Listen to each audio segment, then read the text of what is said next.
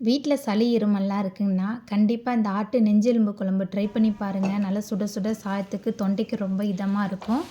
குக்கரில் சுத்தம் பண்ணி வச்சுருக்கிற ஆட்டு நெஞ்செலும்பு சேர்த்துருக்கேன். 2 டேபிள் ஸ்பூன் இஞ்சி பூண்டு விழுது, கொஞ்சமாக உப்பு சேர்த்துட்டு தேவையான அளவுக்கு தண்ணி சேர்த்துட்டு குக்கரை மூடி 5 விசில் வர அளவுக்கு நல்லா வேக வச்சு எடுத்துக்கலாம்.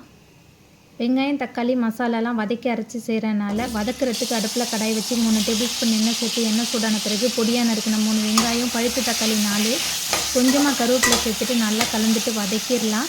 வதங்கி வந்த பிறகு 1/4 மூடி தேங்காய் கூடவே 10 டேபிள் ஸ்பூன் குழம்பு மிளகாய் தூள் சேர்த்துட்டு நல்லா வதக்கிட்டு ஆறுனதுக்கப்புறம் மிக்சியில் மாற்றிட்டு கொஞ்சமாக தண்ணி சேர்த்து நல்லா விழுத அரைச்சி தனியாக எடுத்துக்கலாம். தாளிக்கிறதுக்கு அடுப்பில் கடாய் வச்சு 3 டேபிள் ஸ்பூன் அளவுக்கு எண்ணெய் சேர்த்துருக்கேன். எண்ணெய் சூடான பிறகு பொடியாக நறுக்கின 20 சின்ன வெங்காயம், 1 டேபிள் ஸ்பூன் இஞ்சி பூண்டு விழுது சேர்த்துட்டு பச்சை வாசனை போகிற அளவுக்கு நல்லா கலந்துட்டு வதக்கிடலாம்.